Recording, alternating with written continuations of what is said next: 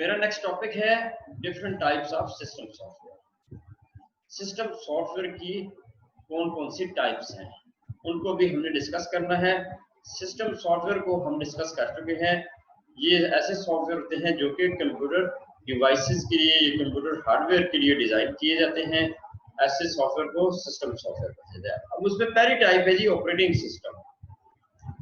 Operating system उन software को कहा जाता है जो कि मेरे कंप्यूटर के अंदर हार्डवेयर को मैनेज करने के लिए डिजाइन किए जाते हैं।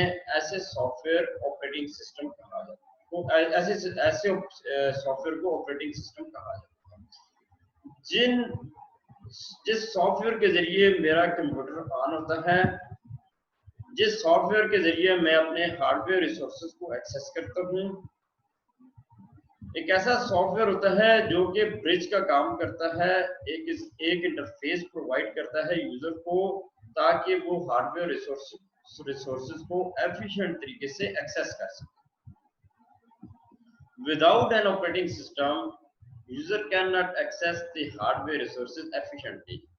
यूजर जो है वो हार्डवेयर रिसोर्सेज को एफिशिएंट तरीके से एक्सेस नहीं कर सकता। ऑपरेटिंग सिस्टम की मदद से वो एफिशिएंट तरीके से हार्डवेयर रिसोर्सेज को एक्सेस कर सकता है। किस तरह देखें, अब मैं वर्ड के ऊपर काम कर रहा हूँ, मुझे प्रिंटिंग करनी है, तो मैं किसको एक्सेस कर रहा हूँ?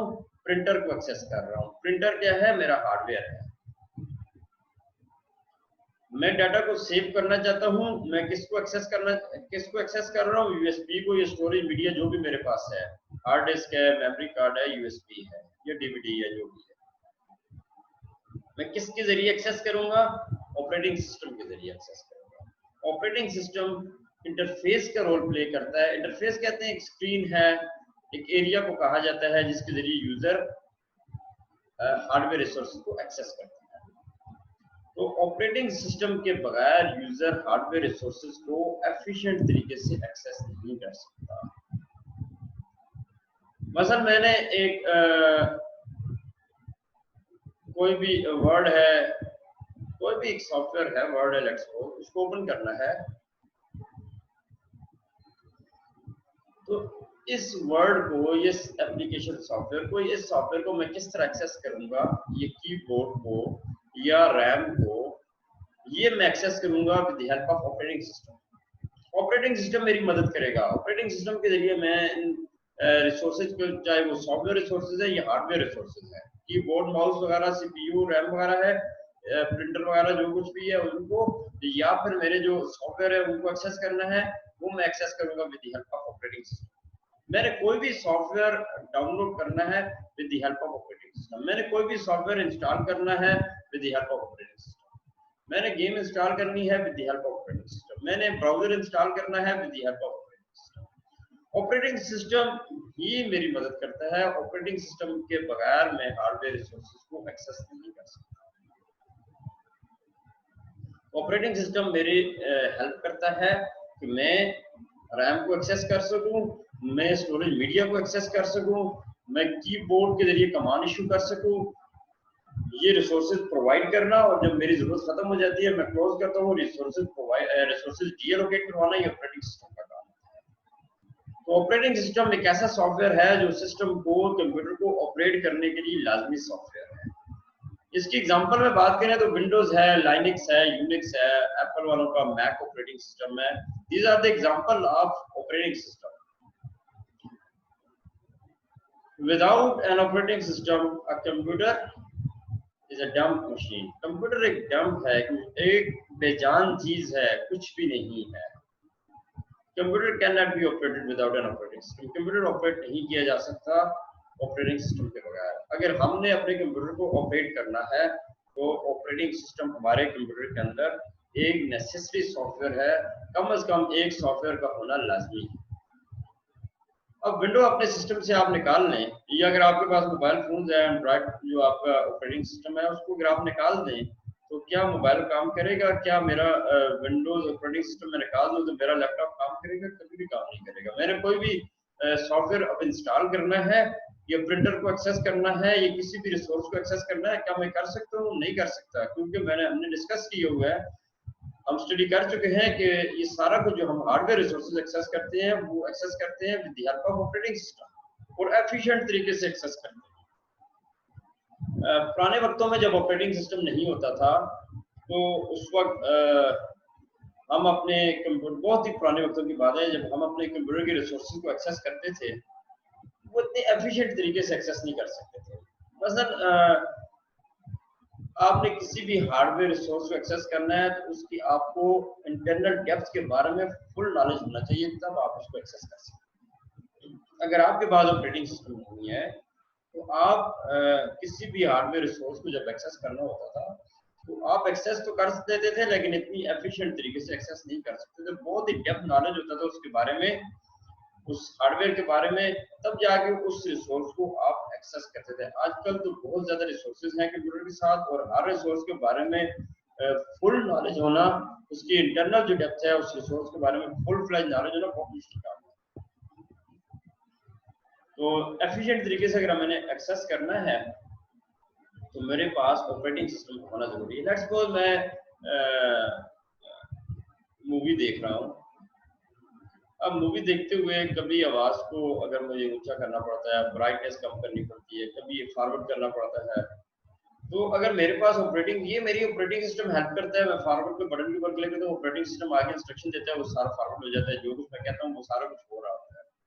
मेरे ड्रैग एंड ड्रॉप से सब कुछ होता है with the help of operating system. अब अगर ऑपरेटिंग सिस्टम नहीं होगा तो ये कोड इसके लिए जो किसी जरूरत होंगे मशीन लैंग्वेज में वो भी मुझे लिखने पड़ेंगे। इसके अलावा हार्डवेयर की जो रिसोर्सेज मुझे मैं एक्सेस कर रहा हूँ उसके बारे में मुझे इंटरनल फुल नॉलेज होगा, तब मैं उसको कमांड इशू कर सकता हूँ।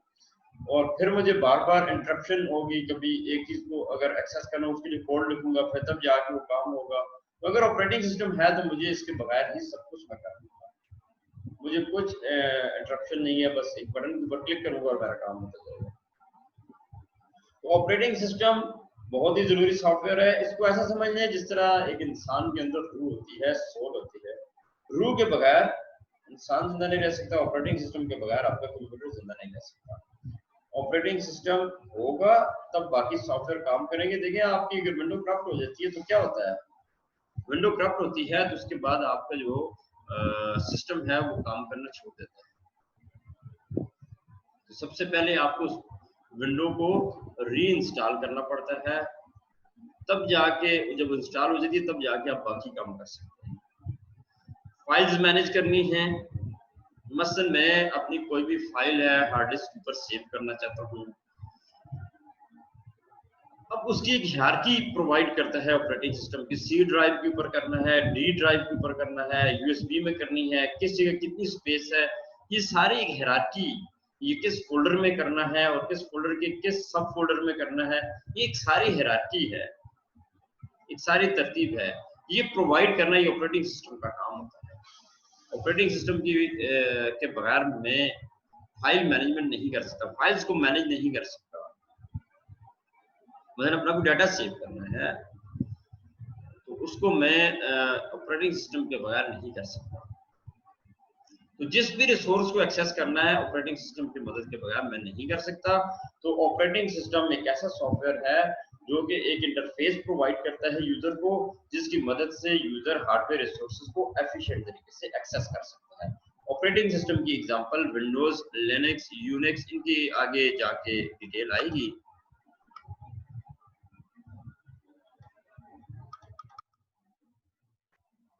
मेरे पास जो नेक्स्ट सिस्टम सॉफ्टवेयर की टाइप है वो है डिवाइस ड्राइवर। डिवाइस ड्राइवर एक ऐसा सॉफ्टवेयर है जो मेरे डिवाइसेस को ऑपरेट करने के लिए सॉफ्टवेयर होता है, जो मेरे डिवाइसेस को कंट्रोल करता है, डिवाइसेस को ऑपरेट करता है। ऐसे सॉफ्टवेयर को डिवाइस ड्राइवर कहा जाता है। डिफरेंट डिवाइसेस कंप्यूटर के साथ कनेक्टेड होती हैं, कीबोर्ड है, प्रिंटर है, स्कैनर है, डिजिटल कैमरा है, मॉनिटर है, अगर स्कैनर लगाऊं तो स्कैनर है, स्पीकर्स, डिजिटल डिफरेंट डिवाइसेस होती हैं। अगर इन डिवाइसेस को मैंने मैनेज करना है, इन डिवाइसेस को कंट्रोल करना है, मेरे पास डिवाइस ड्राइवर्स सॉफ्टवेयर है जो इनको मैनेज करता है।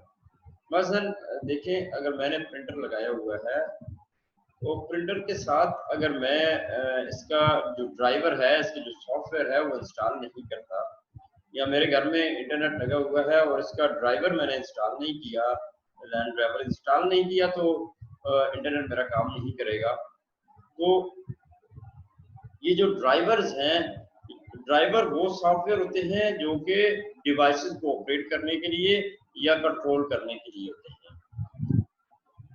अब मेरी जो विंडो है इसके अंदर बहुत सारे डिवाइस ड्राइवर पहले से इंस्टॉल हो जाते हैं। मतलब मेरे बहुत सारे ड्राइवर पहले से इंस्टॉल हो जाते हैं जो मेरे डिवाइसेस को कंट्रोल कर रहे होते हैं। अब पुरानी अगर विंडोज में आप जाएं, 98 में जाएं, 95 में जाएं, तो विंडोज इंस्टॉल करने के बाद हमें क्या करना पड़ता था, साउंड का ड्राइवर इंस्टॉल करना पड़ता था, प्रिंटर का करना पड़ता था, स्कैनर का करना पड़ता था, कैमरा लगाया वो करना पड़ता था, मॉनिटर का करना पड़ता था, VGA ड्राइवर, तो डिफरेंट ड्राइवर इंस्टॉल करने पड़ते थे।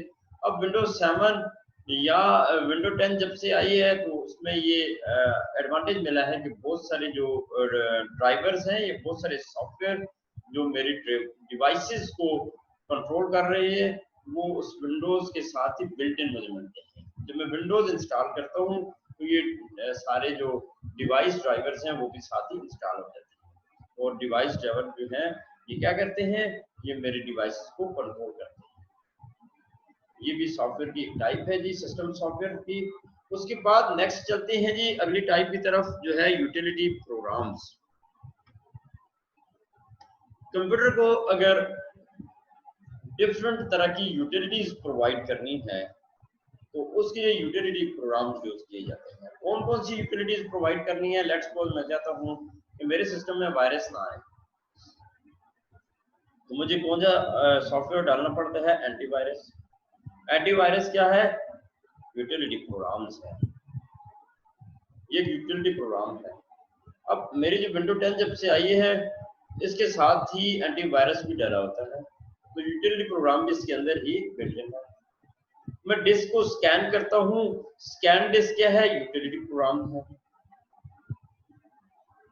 अब मैं अपने सॉफ्टवेयर का या अपने डाटा का बैकअप रखना चाहता हूँ, तो बैकअप यानी कि उसकी मैं चाहता हूँ कि बैकअप बने, अलग जगह स्टोर हो, ताकि अगर मेरे पास ओरिजिनल डाटा वेस्ट हो जाता है या डैमेज हो जाता है या कोई प्रॉब्लम आ जाता है, क्रैश हो जाती है या कोई भी ऐसा डिलीट हो जाता है, तो मेरे पास उसका बैकअप कहीं में पड़ा हुआ हो।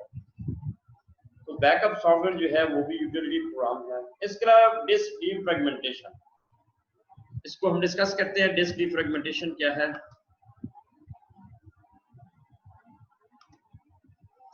डिस्क डीफ्रैगमेंटेशन ये भी यूटिलिटी प्रोग्राम है। डिस्क डीफ्रैगमेंटेशन असल में देखिए, मेरे पास लेट्स सपोज मेरे पास हार्ड डिस्क है, उसके ऊपर मैंने उसके 5 यूनिट्स हैं, लेट्स सपोज 5 हिस्से हैं, और उनमें 5 लेट्स सपोज तो बहुत सारे हैं, लेट्स सपोज 5 उसके अंदर स्पेसेस जहाँ मैं डाटा स्टोर कर सकता हूँ, फाइल स्टोर कर सकता हूँ, और 5 उन 5 के अंदर मैंने अपनी कोई 5 के अंदर ही अपनी कोई फाइल स्टोर कर रही है। 5 की 5 जो है वो यूज होती हैं। अब मेरी हार्ड डिस्क के अंदर कैपेसिटी नहीं है, मैं क्या करता हूँ कि अपनी एक फाइल डिलीट कर देता हूँ या उसको USB पे भेज देता हूँ, क्रिएट हो जाती है। तो लेट्स सपोज 3rd नंबर जो मेरे पास जगह थी वहां पे मैंने फाइल डिलीट कर दी। 1, 2 और 4, 5 ये कंज्यूम स्पेसेस है, और 3rd जो स्पेस है वो कंज्यूम नहीं है। अब यहाँ पे ये फ्रेगमेंट, ये जो जगह है ये सिर्फ फ्रेगमेंटेड कहा जाता है, यानी कि डिस्क जो डीफ्रैगमेंटेशन क्या है, ये एक ऐसी यूटिलिटी है जिसकी वजह से हम अपनी डिस्क का वो हिस्सा यूज कर सकते हैं जो कि यहाँ पे जो फ्रेगमेंटेड प्लेस होती है उसको यूज कर सकते हैं। अगर ये यूटिलिटी नहीं होगी, अगर डिस्क डीफ्रैगमेंटेशन की यूटिलिटी नहीं होगी, तो ये जो 3rd हिस्सा जो डिलीट हुआ है उसको मैं यूज नहीं कर सकूंगा। अगर यूज नहीं कर सकूंगा तो उसको कहते हैं फ्रेगमेंटेशन, अगर उसको यूज कर सकूंगा तो उसको कहते हैं डीफ्रैगमेंटेशन। कोई भी फाइल है, लेट्स सपोज एक जगह से डिलीट हो गई है हार्ड डिस्क से, और मैं उस जगह, लेट्स सपोज मेरे पास यूएसबी है, यूएसबी सारी कंज्यूम हो गई है, मैं उसको फॉर्मेट करना चाहता हूँ, डिलीट करना चाहता हूँ सब कुछ, मैंने फॉर्मेट कर दी, मेरे पास सारी यूएसबी अवेलेबल है। अगर उस यूएसबी को मैं यूज कर सकता हूँ तो इसे कहते हैं डीफ्रेगमेंटेशन यूटिलिटी। ऑपरेटिंग सिस्टम की एक यूटिलिटी है जिसे कहते हैं डीफ्रेगमेंटेशन यूटिलिटी। डीफ्रेगमेंटेशन की वजह से मैं अपनी डिस्क का वो हिस्सा यूज कर सकता हूँ जो कि यूज नहीं किया जा सकता फ्रेगमेंटेशन की वजह से। तो फ्रेगमेंटेशन वो यूटिलिटी है, अगर डाटा में डिलीट भी कर दूं तो वहां पे अगर मैं उसको यूज नहीं कर सकता तो उसे कहते हैं फ्रेगमेंटेशन, और उस जगह को कहते हैं फ्रेगमेंटेड स्पेस। लेकिन अगर मैं इसको यूज कर सकता हूं तो उसे कहते हैं डीफ्रेगमेंटेशन। तो डिस्क डीफ्रेगमेंटेशन की यूटिलिटी प्रोवाइड करना ये ऑपरेटिंग सिस्टम का या यूटिलिटी प्रोग्राम का एक और एडवांटेज है। नेक्स्ट उसके बाद चलते हैं जी लैंग्वेज प्रोसेसर। लैंग्वेज प्रोसेसर किसे कहते हैं? लैंग्वेज प्रोसेसर कहते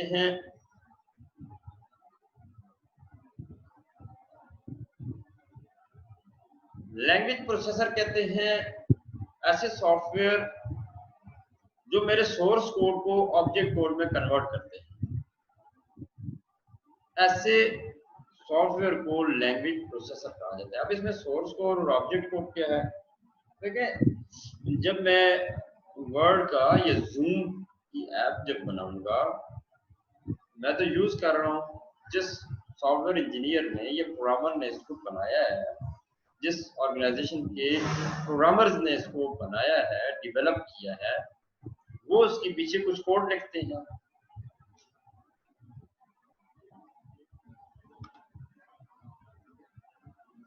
वो इसके पीछे कुछ कोड लिखते हैं, कुछ प्रोग्रामिंग इंस्ट्रक्शंस लिखते हैं, बहुत सारी प्रोग्रामिंग इंस्ट्रक्शंस होती हैं।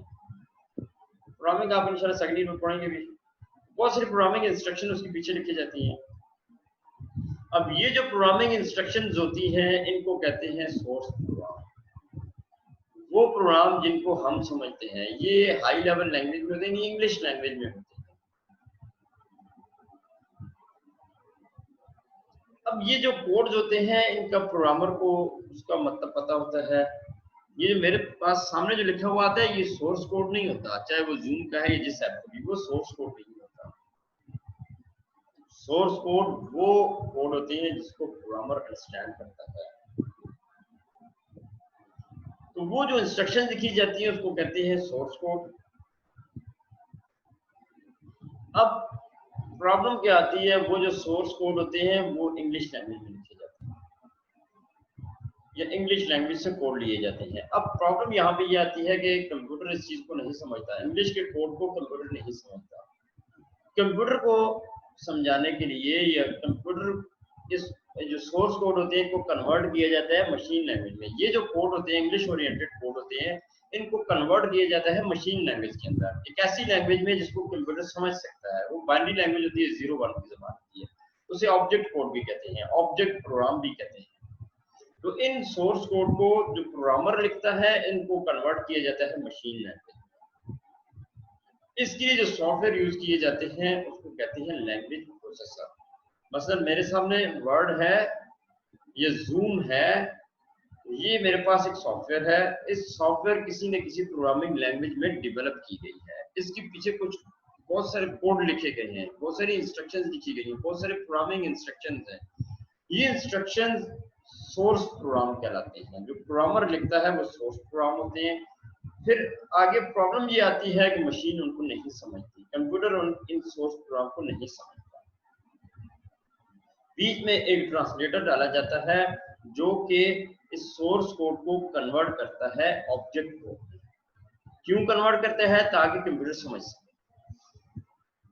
तो वो सॉफ्टवेयर जो सोर्स प्रोग्राम को कन्वर्ट करते हैं ऑब्जेक्ट प्रोग्राम में, उनको कहते हैं लैंग्वेज प्रोसेसर। अब इसकी टाइप्स है जी कंपाइलर, असेंबलर, इंटरप्रेटर। पहले है जी कंपाइलर। कंपाइलर किसे कहते हैं?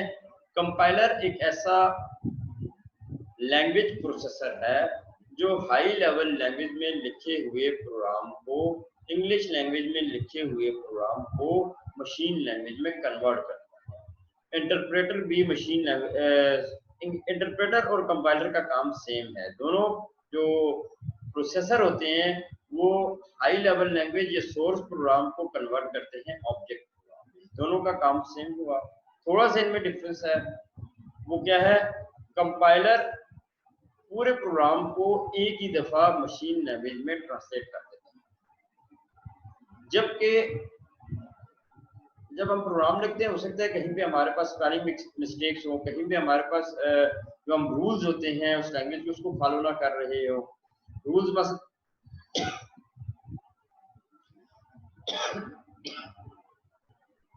रूल की बात की जाए तो देखिए आप क्वेश्चन मार्क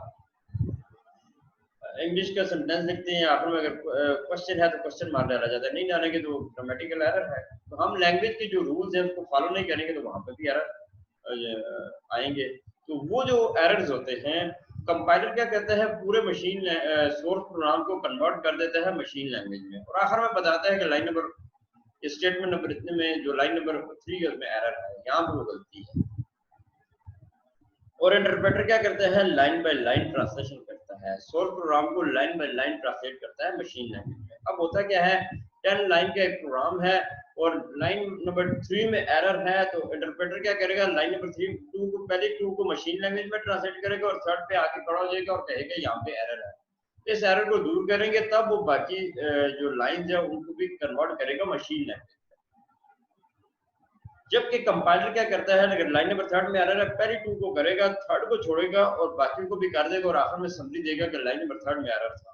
तो कंपाइलर क्या करता है, पूरे प्रोग्राम को मशीन लैंग्वेज में ट्रांसलेट कर देता है एक ही दफा, जबकि इंटरप्रेटर क्या करता है, लाइन बाय लाइन ट्रांसलेशन करता है। जहां पे एरर होगा वहीं पे स्टॉप हो जाएगा, जबकि कंपाइलर जहां पे एरर होगा उस लाइन की समरी दे देगा यहाँ पे एरर, और प्रोग्रामर उसको ठीक करेगा, फिर उसका अगला काम होगा, तब मशीन लैंग्वेज में प्रोग्राम ट्रांसलेट होगा। जब मशीन लैंग्वेज में ट्रांसलेट होगा तब वो काम प्रोग्रामर जो प्रोग्राम है हमारा वो एग्जीक्यूट होगा। उसके बाद चलते हैं जी असेंबलर की तरफ। असेंबलर ये एग्जांपल है कंपाइलर की, कुछ लैंग्वेजेस के अंदर बिल्ट इन होते हैं, कोबोल अगर हम कोबोल है, फोर्ट्रान है, C++, जावा के अंदर कंपाइलर यूज होते हैं, जबकि इंटरप्रेटर जो है बेसिक लैंग्वेज है, लिस्प है, स्मॉल टॉक है, PHP है, ये पर्ल है, इनके अंदर इंटरप्रेटर यूज होते हैं। उसके बाद है जी नेक्स्ट टॉपिक हमारा असेंबलर का। असेंबलर क्या करता है, असेंबली लैंग्वेज में लिखे हुए प्रोग्राम को मशीन लैंग्वेज में ट्रांसलेट कर देता है। असेंबली लैंग्वेज कंसिस्ट करती थी कुछ न्यूमेरिक कोड्स के ऊपर, कुछ सिंबल्स के ऊपर कंसिस्ट करती थी। आजकल क्योंकि ज्यादातर जो प्रोग्रामिंग है वो इंग्लिश ओरिएंटेड है, इंग्लिश लैंग्वेज में होती है, तो इसलिए जो असेंबली लैंग्वेज है वो ऑलमोस्ट खत्म होती जा रही है, उसमें प्रोग्रामिंग बहुत कम होती है। तो असेंबली लैंग्वेज कंसिस्ट करती है कुछ कोड्स के ऊपर जिनको सिंबल्स कहा, जो सिंबॉलिक कोड्स थे, सिंबल्स के ऊपर कंसिस्ट करती थी। अब असेंबलर क्या करता था, उन सिंबल्स को कन्वर्ट करता था मशीन लैंग्वेज में, क्योंकि ये जो कोड्स थे, ये जो सिंबल्स थी, इनको कंप्यूटर नहीं समझता। लेट्स सपोज उसकी एग्जांपल्स हैं, जिस तरह लोड कमांड है, LD लोड के लिए यूज होती थी। इस तरह की जो कमांड्स थी उनको कंप्यूटर अंडरस्टैंड नहीं कर सकता, तो उस कंप्यूटर के लिए फिर असेंबलर बीच में इंट्रोड्यूस करवाया गया, जो कि असेंबली लैंग्वेज में लिखी हुई प्रोग्राम को मशीन लैंग्वेज में ट्रांसलेट करता है। तो ये आज का हमारा टॉपिक था सिस्टम सॉफ्टवेयर के बारे में।